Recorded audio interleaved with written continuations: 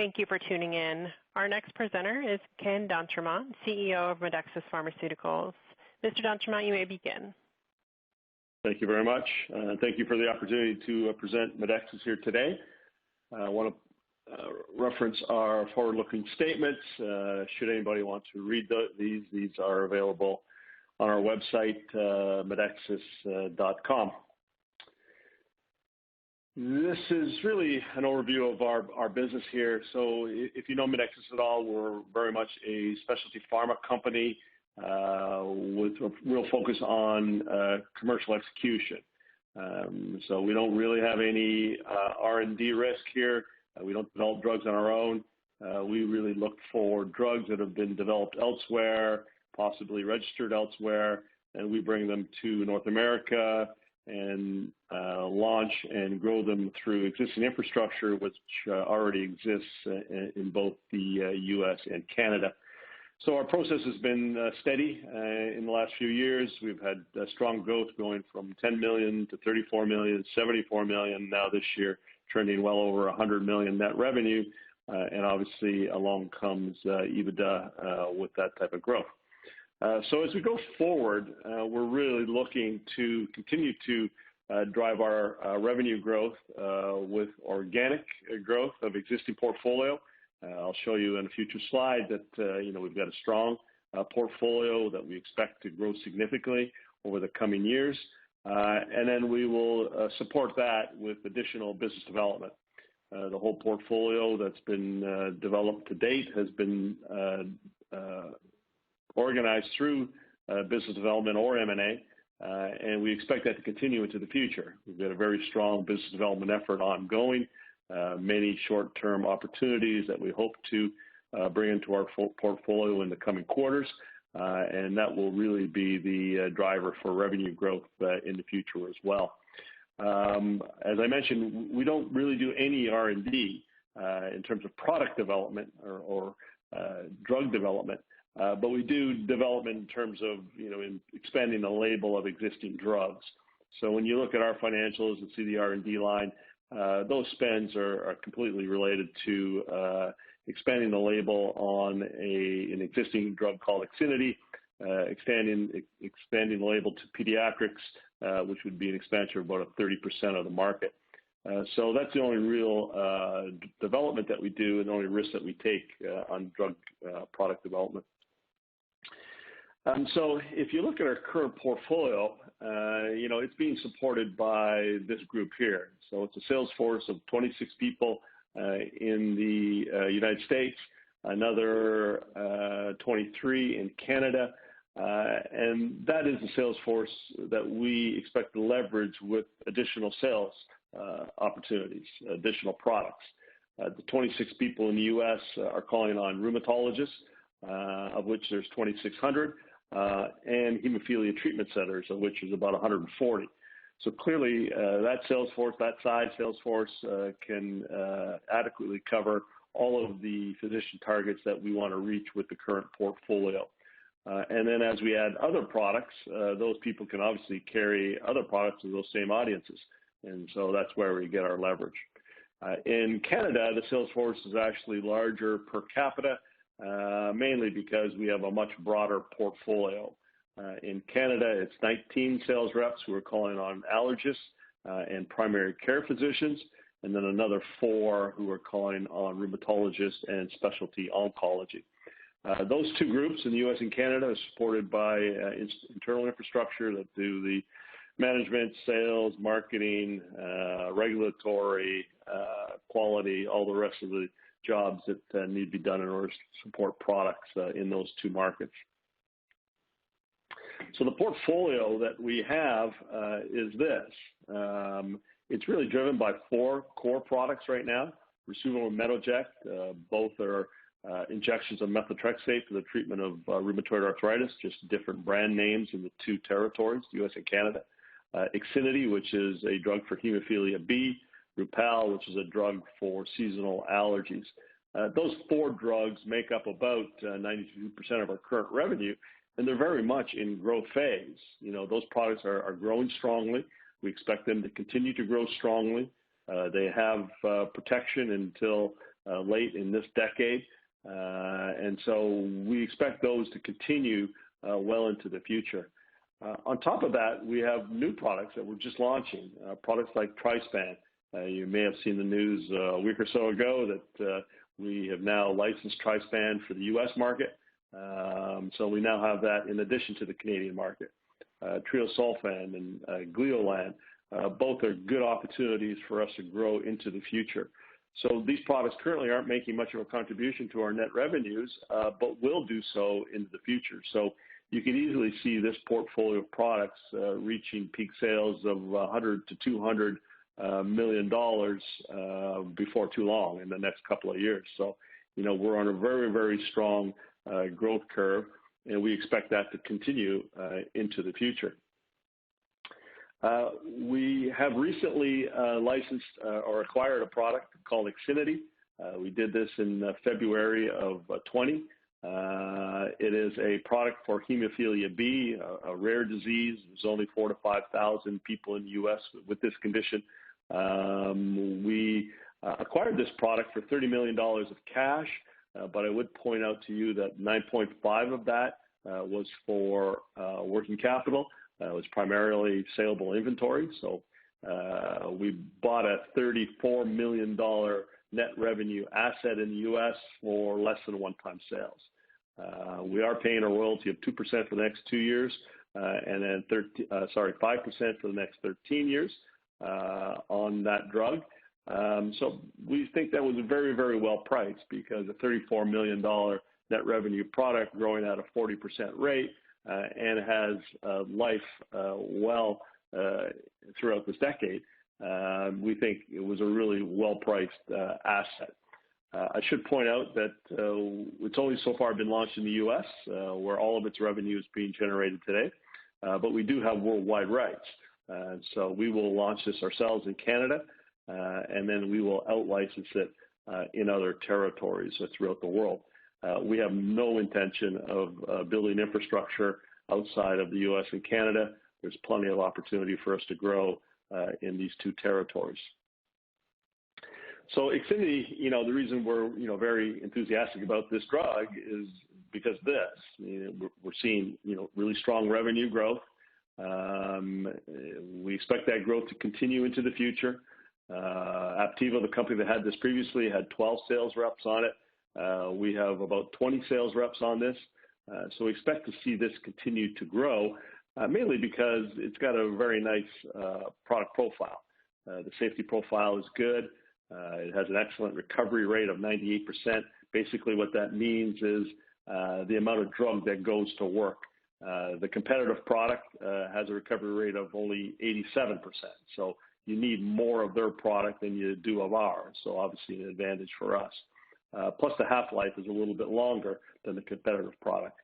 So you don't need to inject our product as frequently. Again, another benefit in convenience for the patient. So, this is a really nice clinical profile. It's an excellent opportunity, a very large market.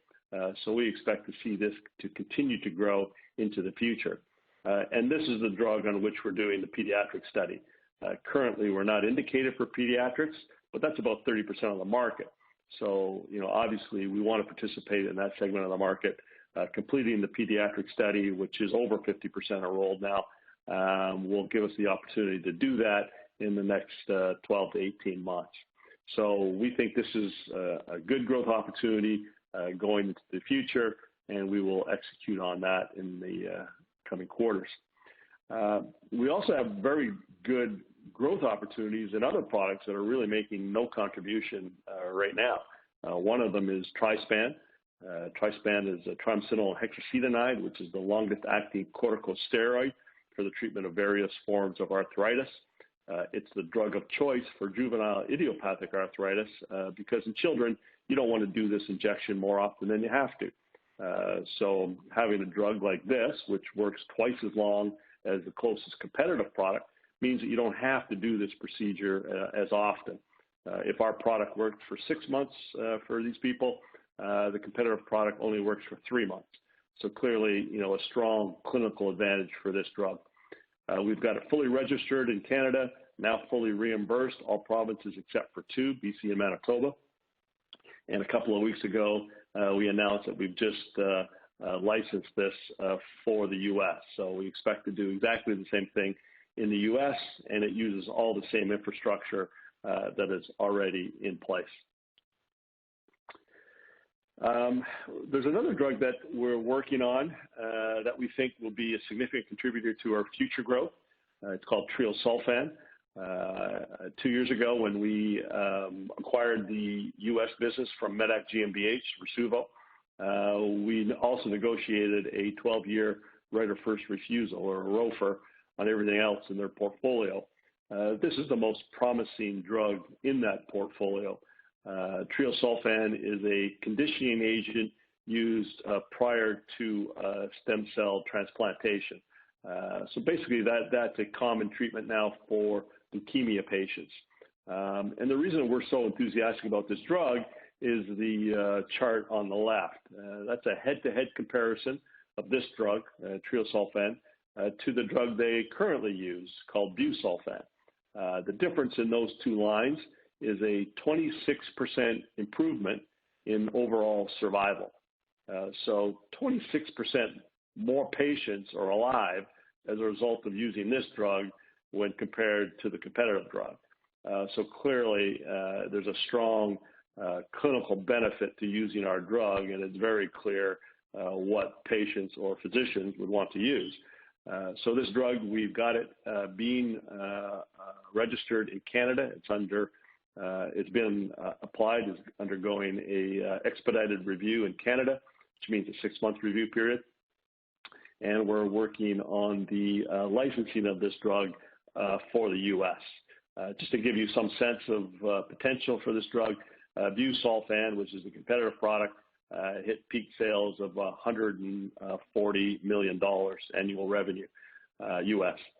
So clearly we think there's a very good opportunity for Triosulfan given the very positive clinical profile that it has. We also have a product called Gliolan. Again, it's not currently making any contribution because we're just in the process of commercializing it. This drug was recently approved through Health Canada. Again, it was an expedited review. Now we're moving towards commercialization, which we think will take place end of February or early March. Basically what Gliolan does is it assists the neurosurgeon in resecting glioblastoma tumors.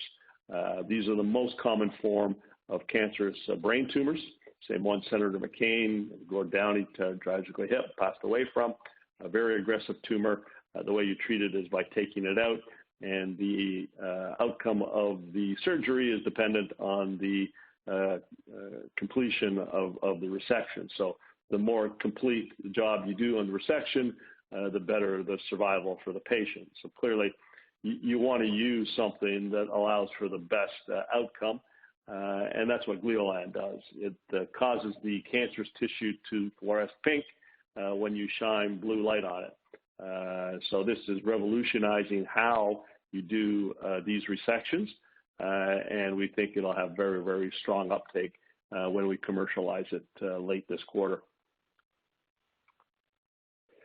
And then we have, a core of products that are performing well quarter after quarter, and that includes Rasuvo and Metoject. Again, these are injections of methotrexate for the treatment of rheumatoid arthritis, just different brand names in the two territories. Methotrexate is the most common drug used in the treatment of rheumatoid arthritis, and these products make it easy to administer that product in the community where you find arthritis patients. Rupall is a prescription antihistamine in Canada. It's a new generation of prescription antihistamine and making a very strong contribution and growing very strongly. It's a 48% growth last quarter versus same quarter previous year. So very dramatic growth even 3 and 4 years after launch. So this portfolio of products will continue to grow strongly as we go forward. Then I'm going to turn over to Roland to talk to our most recent financial results. Absolutely. So just before I get into the numbers, just want to tell everybody we're a March 31st fiscal year end. And so when you're seeing the first half of our fiscal 2021 on the screen, it's the period from April to September. I also want to point out that every dollar that you've seen in this presentation is in Canadian dollars, except for the slides where Ken was referring to the most recent acquisition of IXINITY, which was in US dollars, and it was written like that on the slide as well. So as Ken said, we're seeing 57% growth in revenue, and during that time, our SG&A has grown by roughly 6%. So certainly one of the key metrics that we look at is selling and admin expense as a percentage of revenue. It's decreased from 65 to 44% year over year. And so, and it's going to keep just improving because we have a portfolio of products that will still grow while our SG&A will remain fairly flat in time to come because we already have the infrastructure in place. And so having that kind of growth in revenue and a fairly stable SG&A enables us to start, generating some very meaningful EBITDA, which in the first half of this year, we've already generated just over $8 million. And same thing with cash flow from operations. So we're able in the first half of this year to generate over $4 million of cash flow from operations. The right-hand side just shows the slides, and Ken did mention that, the progress of the company in revenue from 10 million to 34 to 74 last fiscal year, and this year well on our way to be over 100 million. Go to the next slide, please, Ken. I'm going to look at the cap structure. So what you're seeing here is 14.5 million shares outstanding. You're seeing roughly 100 million market cap. In trying to figure out enterprise value, you normally would need to add roughly 50 million to that. We have $42 million of convertible debentures in the book. That $42 million was initiated back in October 2018 when we put 3 companies together. And so it matures in October 2023. It's got a $6.30 conversion price, 6% coupon, payable in cash or in shares at our discretion, but we've been paying it in cash recently. And please note that out of the 5.8 million warrants, 3.3 million of that 5.8 is going to be issued only at conversion of the convertible debentures. We're covered by Bloom Burton, Canaccord, Mackey, and Stifel. Board management owns roughly 12%, and the rest is fairly evenly split between retail and institutions. Back to you, Ken. So just want to touch on management. Clearly, we're all commercial operators, and so capable of manage much larger organizations, and that is obviously the goal. The most recent addition to the team is Michael Pine, U.S. business development executive, well tied into the U.S. market. So clearly, our focus is on building out that portfolio in the U.S. We've got several late-stage licensing deals under negotiation that we certainly expect to be announcing in the coming months. Board of directors, again, a real strong board, both financial markets and pharma. Very active board. Peter Vandervelden is our chair. He heads up a venture capital firm called Dumera, focuses only on life sciences. Most recent addition to the board is Adele. She ran Pfizer U.S. primary care, so $13 billion business. So it's clearly, very, very well tied in to the U.S. market. So, I think in summary, if you think about our business, we've had, good progress to date. We've got good opportunities in the future and some very significant value drivers. Gliolan and Trispan, 2 product launches that are happening right now. The pediatric indication for IXINITY, the program, the clinical trial is more than 50% completed, and within the next 12 to 18 months that will be finished, and then we move to expand the label. The Canadian launch of Triosulfan, and then the U.S. licensing potential for Triosulfan would be quite transformative for our business, and obviously a good upside in terms of revenue and EBITDA. Continue market penetration from existing portfolio. There's still a lot of growth left in the portfolio that we currently have. It's still early stages for that portfolio. And then obviously we will continue to search for good licenses and M&A opportunities. That's how we've built the business thus far, that's what we will continue to do in order to drive this business forward. So that is really, the business that we have, and we'd be happy to answer any questions that anybody in the audience might have. Looks like we have a couple questions already. Why don't we start with the first question? What are the rewards and incentives for the sales force? It's pretty typical of pharma. They've got a strong base salary, so there's expectations that they continue to grow their business, but then they're further incented through cash bonuses based on sales achievement. So they're incented to grow the net revenues. Okay. And do you have any insight on when the company will be profitable? I'll let Alain answer that. Yeah, I can speak to that. I mean, when you do large acquisitions or transactions like what we did back in October 2018 and then last year with IXINITY, you end up adding a lot of intangible assets onto your balance sheet, which needs to be amortized over a period of time. And so, the difference between EBITDA and earnings includes amortization, which is a very large number at this point here. And other things that are details, it sounds like details, but make a difference in terms of actual profit, are things like the unrealized loss that we get sometimes on the fair value of our derivative, which is something that's related to our convertible debentures. So long story short is these have a bigger impact on us now because of the EBITDA we drive now, but as we keep increasing EBITDA and as we keep increasing, as we said, our revenue and with stable expenses, our EBITDA will be that much greater, and then we're going to start showing some earnings. And that's probably as much as I can say about the profitability. That there's a few items like that amortization due to acquisitions have a huge impact in other items on the balance sheet, as I just mentioned. There's a question from the audience about the press release in terms of market-making services. Maybe you can address that. Sure. We obviously saw the spread in our trading. It was too broad. So we just really wanted to make it more efficient. And I think you could see the immediate impact of having the market maker in place has just made our trading much more efficient. That in turn has led to increased volume. And any expectations in terms of a NASDAQ listing? Yeah, excellent question. We're looking at our capital market structure now. Clearly, we've had dramatic growth, both revenue and EBITDA, and probably outgrown the venture exchange. So we are looking at both NASDAQ and big board TSX. We will qualify for NASDAQ as of March 1st this year. The reason we don't qualify now is because of the IXINITY deal.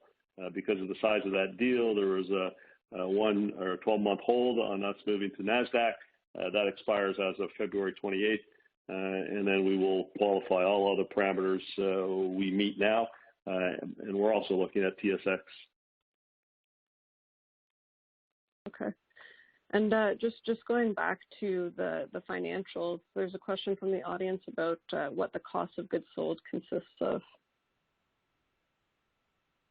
Cost of goods sold will include what we have in most cases our partners, which include the transfer price. Transfer price sometimes includes royalty. Sometimes royalty could be separate from that.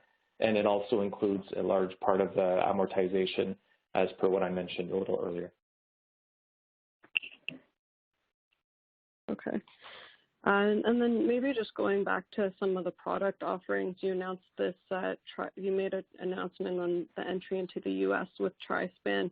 Can you go into a little bit more detail about the timeline and the opportunity there? Sure.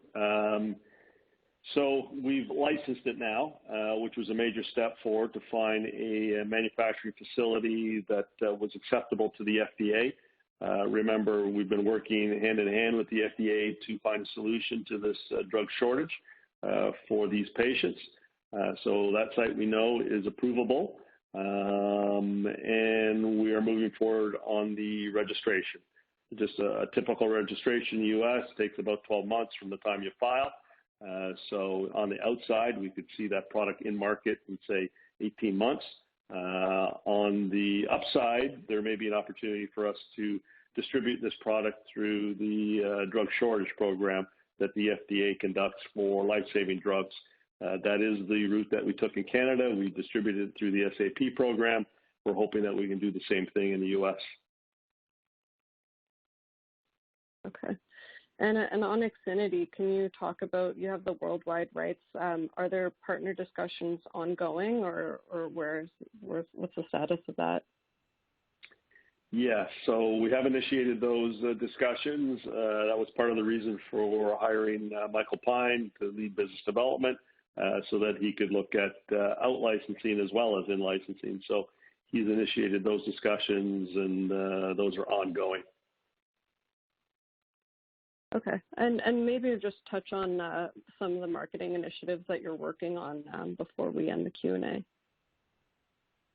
Well, each product has its own marketing plan. I think the one consistent thing within all of those plans is to utilize the sales force that's in place. So, the basis of the marketing plan is to position our products with physicians to get them to prescribe to patients. And, typically that positioning is based on some clinical benefit that the product has in the market. For example, Rasuvo is an easier way to deliver injectable methotrexate in the community where the rheumatoid arthritis patients are. Rupall, the positioning is it's a better acting antihistamine. It works better than products that are currently available, both in terms of efficacy and the side effect profile. So that's typically what we're doing, and driving that message home to the physician audience that we call. Okay, great. I think that's all the time we have for questions. I'll turn it back to the operator for concluding remarks. Thank you. At the end of questions, that will conclude the webcast. We thank you for your participation.